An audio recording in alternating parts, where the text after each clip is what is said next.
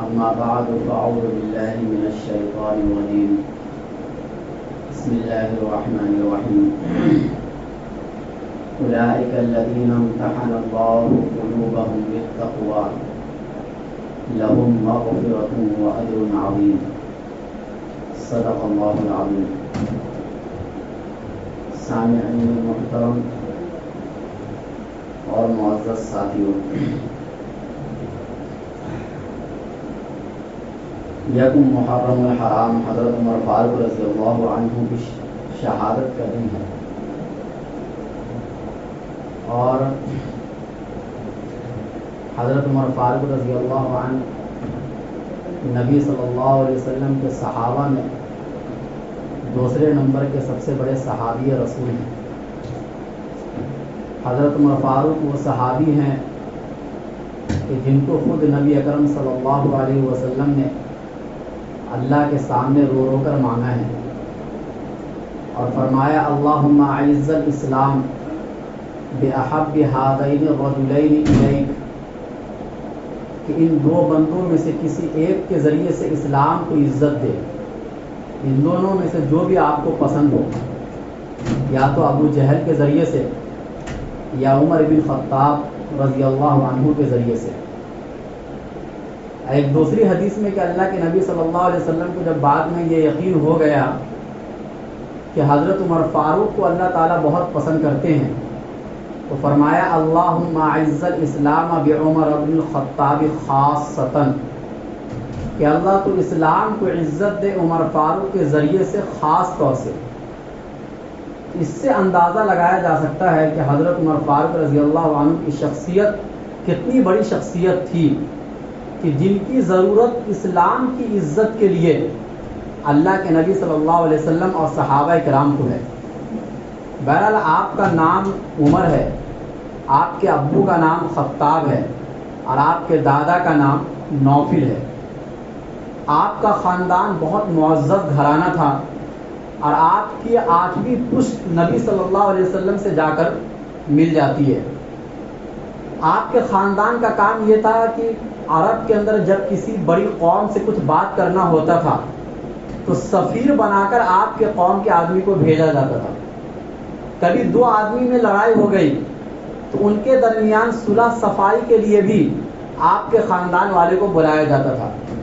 ایک مرتبہ تو آپ صلی اللہ علیہ وسلم کے دادا عبد المطلب کی لڑائی حرب بن امیہ سے ہو گئی کسی ریاست کے سلسلے میں، تو آپ کے جو دادا تھے عمر فاروق کے نوفل، ان کے پاس یہ لوگ آئے کہ آپ ہمارے مسئلے کو حل کر دیجئے۔ تو اس سے اندازہ لگایا جا سکتا ہے کہ آپ کا گھرانہ کتنا معزز گھرانہ ہوگا جن کے پاس لوگ فیصلے کے لیے آیا کرتے تھے۔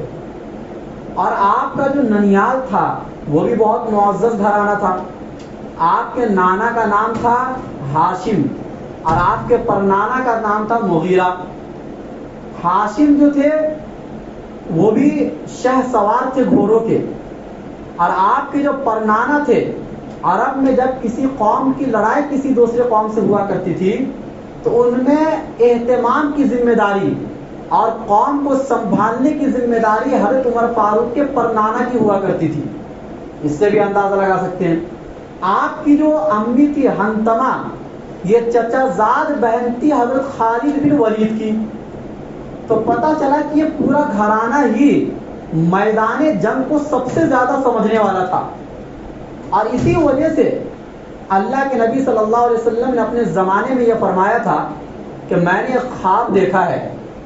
خواب یہ ہے کہ میں دودھ پی رہا ہوں، اور دودھ پیتے پیتے دودھ اتنا زیادہ ہو گیا کہ میں اپنے ناخن تک سیراب ہو گیا، اور اس کے بعد پھر کچھ دودھ بچ گیا، وہ میں عمر فاروق کو دے دیا۔ صحابہ کرام نے فرمایا کہ اس خواب کی تعبیر کیا ہوگی؟ تو اللہ کے نبی صلی اللہ علیہ وسلم نے فرمایا کہ اس خواب کی تعبیر علم ہے، یعنی صحابہ میں سب سے بڑے عالم حضرت عمر فاروق ہے، یہ نبی نے گواہی دی۔ اور اس کا مطلب علامہ ابن حجر اسقلانی رحمۃ اللہ علیہ نے یہ بیان کیا کہ قرآن و حدیث کی روشنی میں حکومت چلانے کا سب سے بڑا علم حضرت عمر فاروق کو تھا۔ قرآن اور حدیث کی روشنی میں سیاست کا علم سب سے زیادہ عمر فاروق کو تھا تمام صحابہ کرام میں۔ بہرحال زمانہ جاہلیت میں بہت دشمن تھے یہ اسلام کے. جیسا کہ حضرت ابو بکر صدیق وہ اول مرحلے میں اسلام لے کر آ گئے, حضرت عثمان غنی چوتھے نمبر پر اسلام قبول کر لیے, حضرت علی بچپن میں اسلام قبول کر لیے.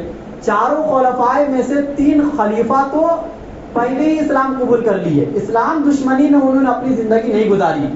لیکن حضرت عمر فاروق رضی اللہ تعالیٰ عنہ کا جو ابتدائی دور تھا وہ اسلام دشمنی میں گزرا ہے. اتنا زیادہ کہ ایک وقت وہ نبی صلی اللہ علیہ وسلم کو بھی قتل کرنے کے لیے جا رہے تھے, نعوذ باللہ, اور وہی ان کے اسلام کا سبب بنا. لیکن اسلام لانے کے بعد انہوں نے اتنی محنت کی کہ اللہ تعالیٰ نے ان کا مقام و مرتبہ اتنا بڑھایا کہ امت میں دوسرے نمبر پر آ گئے ہو. یہ ان کی محنت اور ان کے مجاہدے کی بنیاد پر تھی. اس کے بعد اسلام لانے کے بعد جس طریقے سے اور مسلمانوں نے قربانی دی انہوں نے بھی قربانی دی. جس طریقے سے تمام لوگ مدینہ ہجرت کیے, حضرت عمر فاروق رضی اللہ عنہ بھی مدینہ کی طرف ہجرت کیے. مدینہ ہجرت کرنے کے بعد جتنے بھی غزوات ہوئے, چاہے جنگ بدر ہو, جنگ احد ہو, غزوہ احزاب ہو, جتنے بھی بڑے بڑے غزوات ہیں ان تمام میں حضرت عمر فاروق رضی اللہ عنہ شریک تھے. گویا کہ جتنی بھی فضیلتیں ہو سکتی ہیں وہ تمام فضیلتیں حضرت عمر فاروق کو حاصل ہے. پھر اس کے بعد مدینہ جا کر قرآن کریم کی جو آیتیں اتری ان میں بہت سی آیتیں ایسی ہیں جو حضرت عمر فاروق کے موافقات میں اتری ہے. چنانچہ ان کی خواہش تھی کہ مقام ابراہیم وہ نماز پڑھنے کی جگہ بن جائے. اللہ نے قرآن میں آیت اتار دی وَاتَّخِذُوا مِن مَّقَامِ إِبْرَاهِيمَ مُصَلًّى. ان کی خواہش تھی کہ ازواج مطہرات اور عموماً تمام عورتوں کے حق میں پردے کا حکم نازل ہو جائے, چونکہ پردے کا حکم ابھی تک نہیں اترا تھا. ان کی خواہش کے مطابق اللہ تعالیٰ نے قرآن کریم میں آیت اتار دی کہ مسلمان عورتوں کے لیے پردہ کرنا لازم ہے. ان کی یہ خواہش تھی, یعنی ایک مطلب ایسا ہوا کہ ازواج مطہرات نے کچھ خرچ کا مطالبہ کیا نبی صلی اللہ علیہ وسلم سے, جس کی وجہ سے اللہ کے نبی صلی اللہ علیہ وسلم ناراض ہو گئے اپنے ازواج مطہرات سے. یہ بات حضرت عمر فاروق کو پہنچی تو حضرت عمر فاروق نے تمام ازواج مطہرات سے کہا کہ اللہ تعالیٰ کو تمہاری کوئی ضرورت نہیں ہے, اللہ اگر چاہے تو تم سے بہتر بیویاں بھی ان کو عطا کر دیں گے. یہ سن کر ازواج مطہرات کو بہت غصہ آیا اور ان لوگوں نے یہ کہا کہ اتنی نصیحت تو مجھے پیغمبر بھی نہیں کرتے ہیں جتنی تم کرتے ہو, ہر بات پر ٹوکتے ہو. لیکن اللہ تعالیٰ نے ان کی زبان میں قرآن کریم کی آیت اتار دی کہ عَسَىٰ رَبُّ إِن طَلَّقَكُنَّ أَن يُبْدِلَهُ أَزْوَاجًا, کہ اگر ان کا رب چاہے تو اللہ آپ کو طلاق دلوا دیں گے, اور اللہ کے نبی صلی اللہ علیہ وسلم کے لیے دوسری بہت سی بیویاں موجود ہیں. اسی طریقے سے عبداللہ بن ابی جب دنیا سے گیا تو ان کے بیٹے کی خواہش تھی کہ آپ نماز جنازہ پڑھا دیں میرے ابو کی, حالانکہ وہ منافقوں کا سردار تھا. حضرت عمر فاروق نے پیچھے سے کپڑا پکڑ لیا اللہ کے نبی کا, ایک منافق کی نماز جنازہ کیسے پڑھا سکتے ہیں؟ تو اللہ کے نبی نے کہا کہ مجھے اختیار ہے اللہ کی طرف سے, چاہوں تو میں پڑھاؤں, چاہوں تو نہ پڑھاؤں. میں ایک چیز کو اختیار کر رہا ہوں, دوسری چیز کو نہیں اختیار کر رہا ہوں. حضرت عمر فاروق نے پھر کھینچا کہ آپ نہیں پڑھا سکتے ہیں. اللہ کے نبی نے کہا نہیں میں پڑھاؤں گا, آپ پڑھا دیے. اس کے بعد قرآن میں آیت اتری وَلَا تُصَلِّ عَلَىٰ أَحَدٍ مِّنْهُمْ مَاتَ أَبَدًا وَلَا تَقُمْ عَلَىٰ قَبْرِهِ, کہ ایسے منافقوں کے قبر پر اب آپ کو آگے چل کر کھڑے ہونے کی بھی اجازت نہیں ہے. نماز جنازہ پڑھانا تو بہت دور کی بات ہے. اسی طرح بدر کے کچھ قیدی آئے, اللہ کے نبی نے مشورہ لیا حضرت ابو بکر صدیق سے. حضرت ابو بکر صدیق نے فرمایا کہ فدیہ لے کر سب کو چھوڑ دو, یہ پیسہ ہمارے کام آئے گا, اسلام کی قوت میں کام آئے گا. ان کی بھی رائے بہت اچھی تھی. حضرت عمر فاروق نے کہا کہ جس خاندان کا جو آدمی پکڑا گیا ہے سب اپنے اپنے خاندان کے آدمی کو قتل کر دے. چنانچہ اس میں حضرت علی کے بھائی بھی تھے, کہا حضرت علی کو تلوار دو, اپنے بھائی کو قتل کر دے. میں ان کے خاندان کا تو کوئی آدمی آیا ہی نہیں جنگ بدر میں. دیکھو حضرت عمر فاروق اتنے بارعب آدمی تھے کہ اس کا اثر یہ ہوا کہ جنگ بدر میں سب لوگ آئے, سب خاندان کے آدمی آئے, لیکن حضرت عمر فاروق کا جو خاندان تھا قبیلہ بنو عدی, یعنی قریش میں سے قبیلہ بنو عدی جو تھا اس میں سے ایک بھی آدمی نہیں آیا. اتنا ڈر اور اتنا خوف. تو انہوں نے کہا کہ میرے قبیلے کا کوئی آدمی نہیں, لیکن ہمارے مرتبے کا اگر کوئی آدمی ہے اور وہ پکڑایا تو اس کی گردن میں اڑا دیتا ہوں. اللہ کے نبی نے مناسب نہیں سمجھا کہ ابھی اسلام کا نیا دور ہے، مدینے میں ابھی پہلا ہی سال ہے، دوسرا ہی سال ہے، اور ابھی قتل و غارت گری کا بازار گرم ہو جائے، یہ چیز مناسب نہیں لگتی ہے۔ چنانچہ اللہ کے نبی نے فیصلہ کر دیا حضرت ابوبکر صدیق کے رائے کے مطابق۔ اچانک حضرت عمر فاروق دیکھتے ہیں کہ اللہ کے نبی بھی رو رہے مسجد کے ایک کونے میں، اور حضرت ابوبکر صدیق بھی بیٹھ کر رو رہے ہیں۔ انہوں نے کہا کہ کیا بات پیش آئی، آپ ہمیں بتائیں، اگر مجھے بھی رونے والا ایسا واقعہ ہوگا جس میں رونا چاہیے تو میں بھی روؤں گا، اور اگر مجھے رونا نہیں آئے گا تو رونے جیسی شکل بناؤں گا، لیکن واقعہ کیا وہ تو بتاؤ۔ تو اللہ کے نبی صلی اللہ علیہ وسلم نے فرمایا کہ اصل واقعہ یہ ہے کہ اگر اللہ کا یہ عہد و پیمان پہلے سے نہیں ہوتا کہ نبی کے ہوتے ہوئے میں عذاب نہیں بھیجوں گا، تو آج عمر فاروق کو چھوڑ کر اللہ کے عذاب سے کوئی نہیں بچتا۔ عمر فاروق کو چھوڑ کر اللہ کے عذاب سے کوئی نہیں بچتا، کہ اللہ کی رائے عمر فاروق کے موافق ہے اور نبی کی رائے حضرت ابوبکر صدیق کے موافق ہے۔ فیصلہ کس کے مطابق ہوگا؟ آخر میں نتیجہ جو نکلا وہ عمر فاروق کے رائے کے مطابق نکلا۔ تو ایسی بہت سی آیتیں ہیں کہ جس میں حضرت عمر فاروق کی رائے کے موافقت میں قرآن کریم کی آیت اتری ہے۔ اسی وجہ سے اللہ کے نبی صلی اللہ علیہ وسلم نے فرمایا کہ قرآن عمر فاروق کی زبان پر بولتا ہے، قرآن عمر فاروق کی زبان پر بولتا ہے۔ اور ایک حدیث میں اللہ کے نبی صلی اللہ علیہ وسلم نے فرمایا کہ پہلی امتوں میں بہت سے لوگ ایسے تھے جو محدث تھے، ملہم تھے، یعنی وہ نبی نہیں ہوتے تھے لیکن نبی جیسا القاء ان کے سینے میں ہوا کرتا تھا، اور میری امت میں حضرت عمر فاروق ہیں جن کے سینے پر اللہ کی طرف سے القاء ہو جاتا ہے کسی بات کا اور وہ اسی بات کو پیش کرتے ہیں۔ ایک حدیث میں اللہ کے نبی صلی اللہ علیہ وسلم نے فرمایا لو کان بعدی نبی لکان عمر، کہ اگر میرے بعد کوئی پیغمبر ہوتے تو وہ عمر فاروق ہوتے، کیونکہ نبیوں والے اوصاف عمر فاروق رضی اللہ عنہ کے اندر موجود تھے۔ بہرحال ان کی فضیلت پر بہت ساری حدیثیں ہیں، اصل تو ہمیں شہادت کے بارے میں بتانا ہے کہ ان کی شہادت کیسی ہے۔ بہرحال حضرت ابوبکر صدیق کی خلافت کے بعد حضرت عمر فاروق کی خلافت آتی ہے، اور حضرت عمر فاروق کو خلیفہ حضرت ابوبکر صدیق نے بنایا ہے۔ جب وہ خلیفہ بنائے تو لوگوں نے ان سے اشکال کیا کہ آپ ایسے آدمی کو خلیفہ بنا رہے ہیں کہ جن کے سامنے کوئی اپنے مسئلے کو پیش نہیں کر سکتا ہے، اتنا ڈر خوف۔ حضرت عبداللہ بن عباس رضی اللہ عنہ کو ایک مرتبہ کوئی مسئلہ پوچھنا تھا، 2 مہینے تک وہ اسی انتظار میں رہے کہ کیسے پوچھوں، تو آپ ایسے شخص کو خلیفہ بنا رہے ہیں۔ حضرت ابوبکر صدیق نے کہا کہ اگر اللہ مجھ سے پوچھے گا کہ تو اپنے بعد کس کو خلیفہ بنا کر آیا ہے، تو میں اللہ کے یہاں یہ جواب دوں گا کہ میرے بعد یعنی پیغمبر جن سے سب سے زیادہ راضی تھے، اور میں اپنے بعد جس کو سب سے زیادہ اہم سمجھتا تھا اس چیز کا، میں اس کو بنا کر آیا ہوں، جس سے اللہ اس کا رسول سب سے زیادہ راضی تھا، اس لیے اس پر مجھے گرفت کا کوئی اندیشہ نہیں ہے۔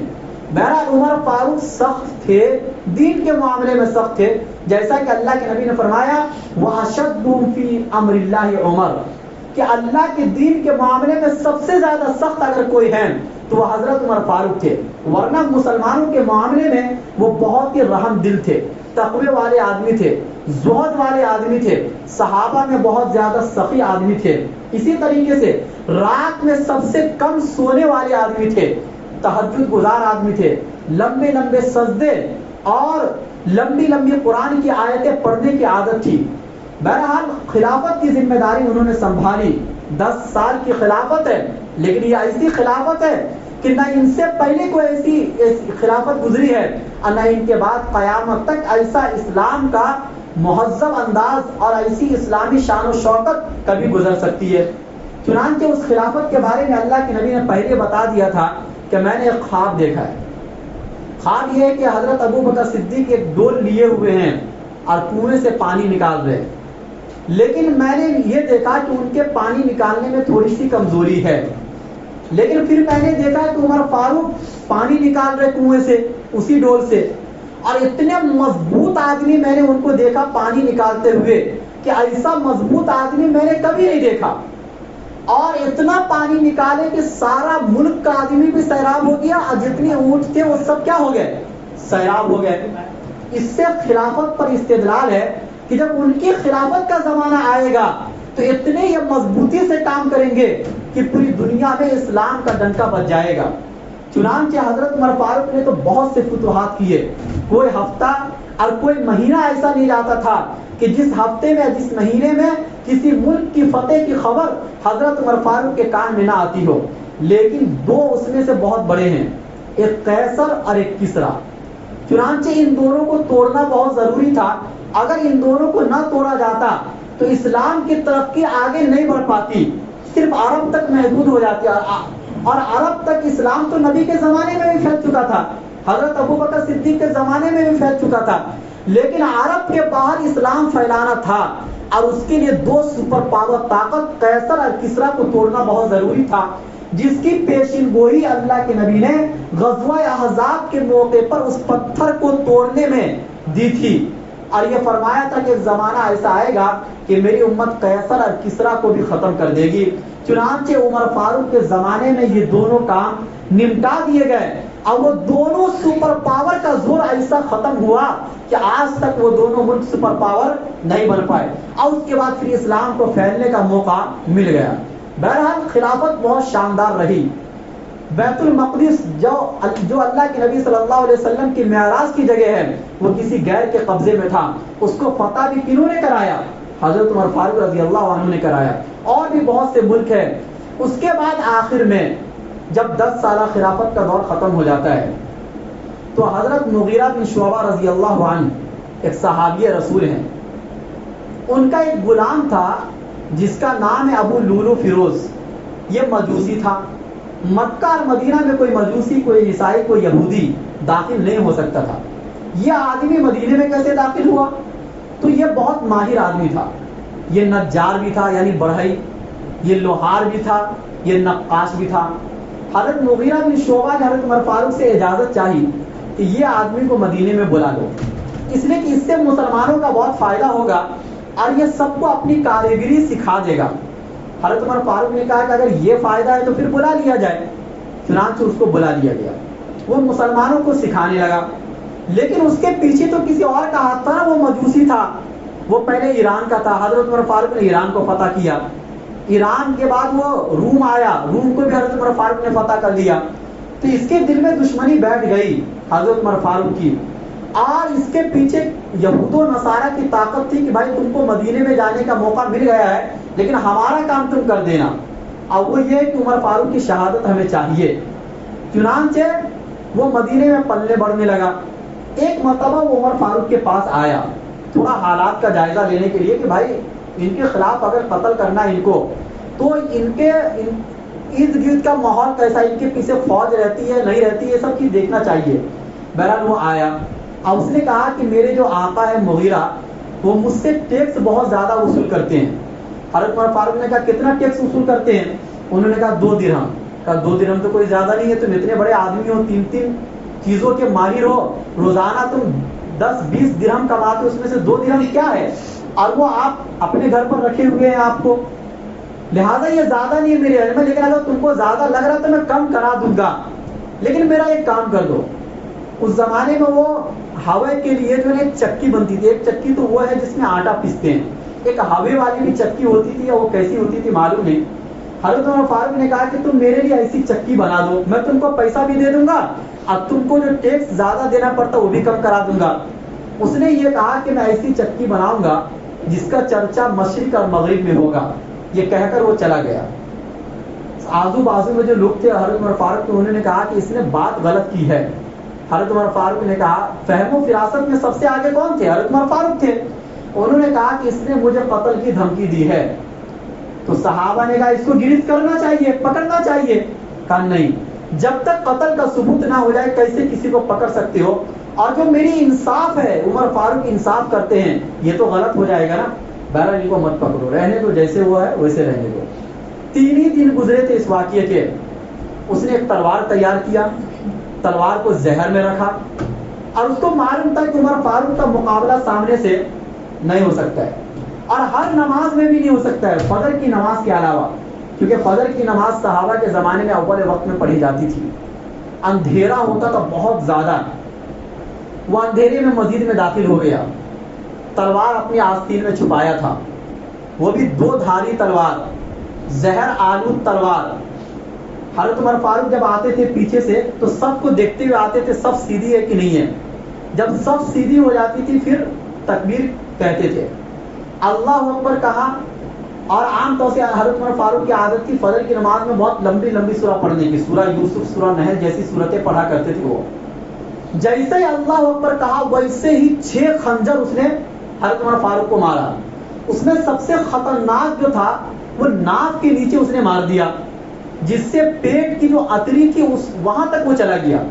اور اس نے صرف عمر فاروق کو نہیں مارا، تقریباً 13 صحابہ جو بھی آزو بازو میں دکھا سب کو اس نے مار دیا، کیونکہ اس کو معلوم تھا میں بھی بچوں گا نہیں. اس کے بعد 13 آدمی کو مارا، جس میں سے 7 صحابہ تو جگہ پر شہید ہو گئے. حضرت عمر فاروق نے کہا کہ مجھے لگتا ہے کسی کتے نے کاٹا یا کیا ہوا. چنانچہ وہ تو اتنے بے ہوش ہو گئے کہ گر گئے جگہ پر. عبد الرحمن بن عوف کا ہاتھ پکڑا اور ان کو آگے بڑھایا کہ مسلمانوں کی نماز خراب نہیں ہونی چاہیے. مختصر نماز پڑھائے، غالباً قل یا ایھا الکافرون انا اعطیناک الکوثر جیسی سورت پڑھ کر جلدی سے نماز ختم کیے. پیچھے جو صحابہ تھے ان کو معلوم ہی نہیں کیا ہوا، جو آگے تھے ان کو تو معلوم پڑا. اس کے بعد نماز کے بعد حضرت عمر فاروق نے کہا حضرت عبداللہ بن عباس سے کہ دیکھو مجھے کس نے قتل کیا ہے. چنانچہ چکر لگائے، پتہ چلا کہ ابو لولو نے قتل کیا ہے. کہا اللہ کا شکر ہے کہ مجھے کسی مسلمان نے قتل نہیں کیا، ورنہ دنیا کو یہ کہنے کا موقع ملتا کہ جو بادشاہ اتنا انصاف کیا مسلمانوں کے ساتھ اس کو کسی مسلمان نے ہی شہید کیا، لہذا کسی مسلمان نے شہید نہیں کیا. اور اس کے بعد جب ابو لولو کو یہ معلوم پڑ گیا، ایک صحابی نے چادر رکھ دی اس کے اوپر تاکہ یہ بھاگ نہ سکے. اور جب اس کو یہ یقین ہو گیا کہ اب میں پکڑا گیا تو اس نے اپنے گردن میں خنجر بھوک لیا، وہ بھی انتقال مر گیا. بہرحال حضرت عمر فاروق کو اٹھا کر گھر لے کے گئے. حضرت عمر فاروق دعا بھی کرتے تھے اللہ تعالیٰ سے کہ اللہ مجھے شہادت کی موت دے اپنے راستے میں، اور مدینے میں مجھے موت دے. حضرت حفصہ نے کہا اے ابا جان یہ کیسے ہو سکتا ہے، مدینے میں وہ بھی شہادت، مدینے میں تو لڑائی جھگڑے ہو نہیں سکتے ہیں. تو انہوں نے کہا میں اللہ سے دعا کیا یہ ہو کر رہے گا، اور چنانچہ ویسے ہوا. اور شہادت کا یقین تو پہلے سے تھا، چونکہ اللہ کے نبی صلی اللہ علیہ وسلم نے فرما دیا تھا کہ آپ شہید ہوں گے. حضرت عثمان غنی کے بارے میں بھی جو اللہ کے نبی نے فرمایا تھا. بہرحال آپ کو اٹھا کر گھر لے کے گئے، اور اس کے بعد 3 دن گزرا، اور 3 دن کے بعد یک محرم الحرام کو حضرت عمر فاروق دنیا سے چلے گئے. لیکن آپ کی قبر کہاں پر بنی؟ روضہ اقدس میں. یہ کیسے بنی؟ حضرت عبداللہ بن عمر کو بلائے جو ان کے بیٹے تھے، کہا حضرت عائشہ کے پاس جاؤ اور یہ کہنا کہ عمر آپ کو سلام کہتا ہے، یہ نہ کہنا کہ امیر المومنین، کیونکہ اب میں امیر المومنین نہیں رہا. چنانچہ کہنا کہ عمر آپ سے اجازت طلب کرتا اس جگہ پر دفن ہونے کا، کیونکہ وہ ان کا ہی گھر تھا. حضرت عائشہ نے کہا کہ میں نے یہ سوچا تھا کہ میں یہاں پر دفن ہوں گی، لیکن میں اپنی ذات پر حضرت عمر فاروق کو ترجیح دیتی ہوں.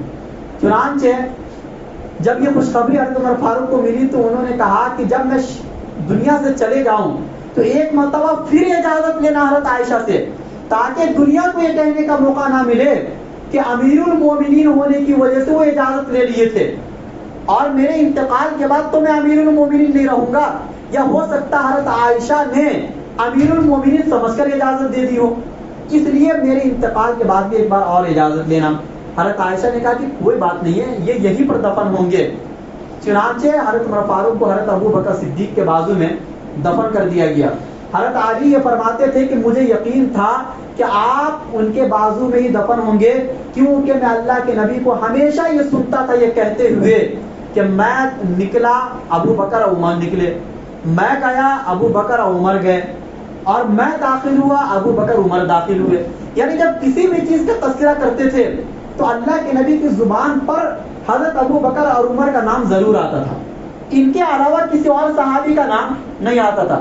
صحابہ کرام بھی جب نام لیتے تھے تو کہتے تھے اللہ کے نبی ابو بکر و عمر، اور یہاں پر آ کر رک جاتے تھے.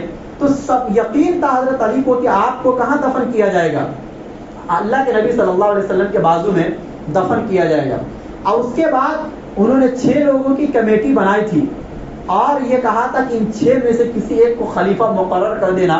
تمام لوگوں نے آپس کے مشورے سے حضرت عثمان غنی رضی اللہ عنہ کو خلیفہ مقرر کیا.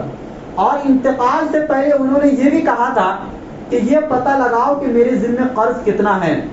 پتہ لگایا گیا تو 88,000 درہم قرض تھے. کن کے اوپر؟ امیر المومنین کے اوپر 88,000 درہم قرض. کہا میرے مال سے ادا کر دینا. اگر نہ ادا ہو پائے تو میرے قبیلے والوں سے مانگ لینا، اگر ان سے بھی نہ ہو پائے تو قبیلہ قریش سے مانگ لینا، اگر ان سے بھی نہ ہو پائے تو پھر کسی اور سے مت مانگنا۔ حضرت عبداللہ بن عمر کو کہا کہ تم کسی بھی طریقے سے میرے اس قرض کو ادا کر دینا۔ بہرحال حضرت عمر فاروق رضی اللہ عنہ اتنے بڑے خلیفہ تھے اور اتنے بڑے صحابی رسول تھے، انہوں نے ہمیں اور آپ کو یہ سبق دیا ہے کہ دیکھو اسلام کے کتنا کٹھن دور بھی انہوں نے گزارا ہے اور اسلام کا شاہانہ دور بھی انہوں نے گزارا ہے، لیکن ان کی زندگی میں کوئی فرق نہیں آیا ہے۔ جب وہ غربت کا دور گزارے ہیں تو بھی وہی لباس تھا ان کے جسم پر اور وہی مطلب پیوند لگے ہوئے کپڑے، وہی انداز چلنے کا، اور جب وہ خلیفہ بنے ہیں تو بھی ان کے لباس اور ان کا طور طریقہ اور ان کا طرز زندگی تبدیل نہیں ہوا ہے۔ اس سے پتہ چلا کہ جب آپ کا وقت بدل جائے، کبھی مالداری رہے گی، کبھی غریبی رہے گی، تو آپ کے دل کا ضرب کبھی بھی بدلنا نہیں چاہیے۔ ایک مومن کی شان یہ ہونی چاہیے کہ چاہے خوشحالی ہو اور چاہے غریبی ہو، ہر حال میں آپ کی حالت یکساں اور برابر ہونا چاہیے۔ یہ سبق دیتے ہیں حضرت عمر فاروق رضی اللہ عنہ اپنی زندگی سے۔ اللہ ہم سب کو کہنے سننے سے زیادہ عمل کرنے